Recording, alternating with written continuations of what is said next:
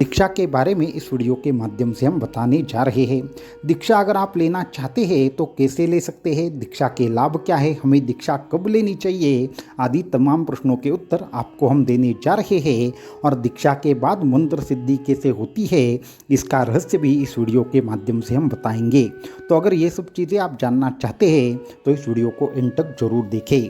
तो दीक्षा का मूल उद्देश्य अनेक प्रकार से कुंडलिनी जागृति हो, मंत्र सिद्धि हो, समस्या का नाश हो, हमारी मनोकामना पूर्ति हो आदि तमाम प्रकार से जो भी हमारे संकल्प होते हैं उसके लिए दीक्षा ली जाती है। दीक्षा का बहुत ही ज़्यादा महत्व हमें एक तरीके से शास्त्रों ने बताया है। खास करके गुरु चरित्र हो या दत्त संप्रदाय हो या नाथ संप्रदाय हो, इन सभी संप्रदायों में गुरु दीक्षा का बहुत ही बड़ा महत्व है। ऐसा कहा जाता है कि हमारे जीवन के कर्मों का नाश करने के लिए, हमारे जीवन के दुखों का नाश करने के लिए, आपकी संकल्प पूर्ति के लिए आप दीक्षा ले सकते हैं। दीक्षा लेने के बाद मूलतः हमारी कुंडलिनी शक्ति जागृत होती है। हमारे संकल्प जो हमारे मन में होते हैं वो असल में सिद्ध होना शुरू होता है और हमारे जीवन के सभी प्रकार के एक दुख की जो स्थिति है उसका नाश होना शुरू होता है। जब हम दीक्षा लेते हैं तो दीक्षा लेने के बाद हमें मंत्र सिद्धि प्राप्ति होती है, मंत्र में चैतन्य की निर्मिति होती है, हमें मंत्र विद्या अवगत होती है, हमें अनेक प्रकार की सिद्धियां प्राप्त होना शुरू होता है और हमारी साधना फलीभूत होना शुरू होता है। तो दीक्षा कौन से प्रकार की होती है? मूलतः 108 प्रकार की दीक्षाओं का वर्णन तंत्र शास्त्र में मौजूद है। फिर भी जो सामान्य साधक रहते हैं उनके लिए 5 ही प्रकार की दीक्षाएं होती है। एक है मंत्र दीक्षा, दूसरी नाम दीक्षा, तीसरी शक्तिपात दीक्षा, चौथी है बीज मंत्र दीक्षा और पांचवी और सबसे महत्वपूर्ण है कि एक विशेष दीक्षा होती है जिसे गुप्त बीज मंत्र दीक्षा कहा जाता है।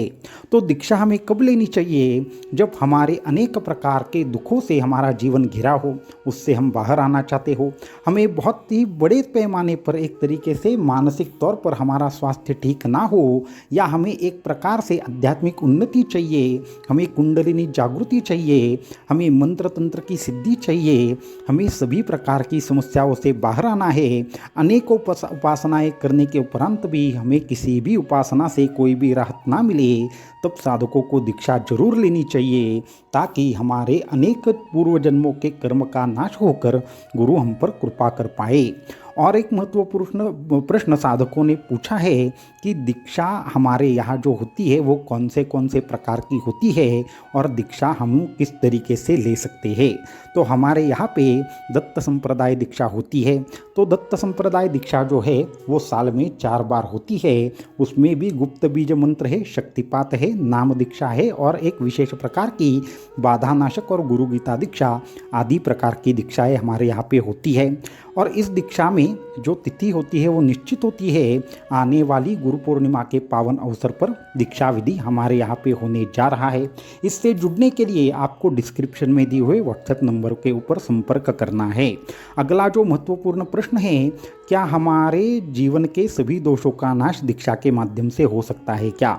आपको काला सर्प दोष हो, आपको पीढ़ी का दोष हो, या फिर आपको पितृदोष हो, या आपको किसी भी प्रकार की कर्ज समस्या हो, आर्थिक समस्या हो, बाधा हो, फिर भी आप दीक्षा लेकर इन सभी प्रकार की बाधाओं से बाहर आ सकते हैं, इसमें कोई भी दो राय नहीं है।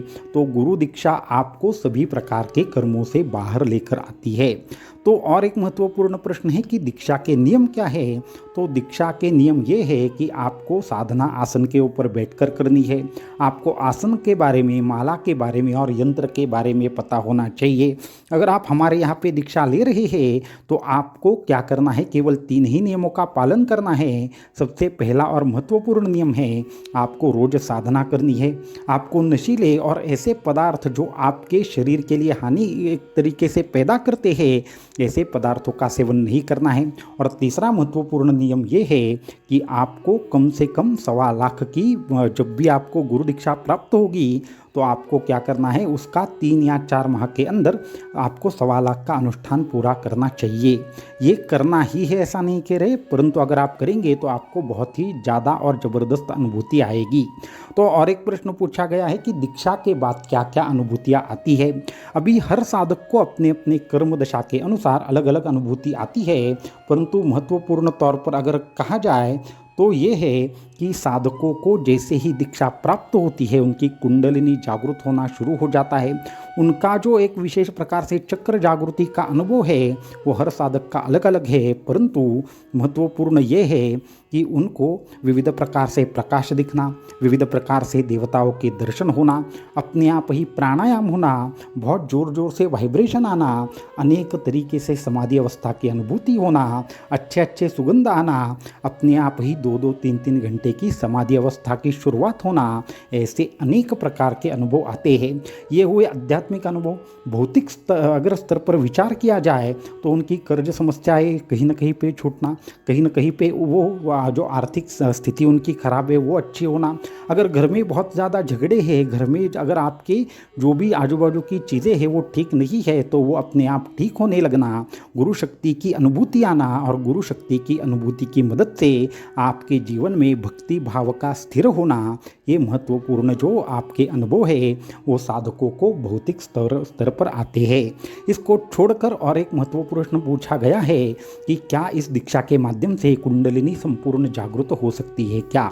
तो हाँ, इस संपूर्ण दीक्षा के प्रक्रिया के बाद कुंडलिनी शक्ति जागृत होती है, परंतु संपूर्ण तौर पर कुंडलिनी शक्ति जागृत करने के लिए साधक को लगातार साधना करते रहनी पड़ती है।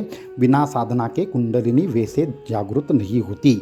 अगला प्रश्न ये पूछा गया है कि हमें विशेष प्रकार की सिद्धियों की प्राप्ति के लिए और मंत्र सिद्धि के लिए क्या दीक्षा की उपयुक्तता है क्या? तो दीक्षा को प्राप्त किए बिना, मंत्र दीक्षा को प्राप्त किए बिना आपको कभी भी मंत्र की सिद्धि प्राप्त नहीं होती।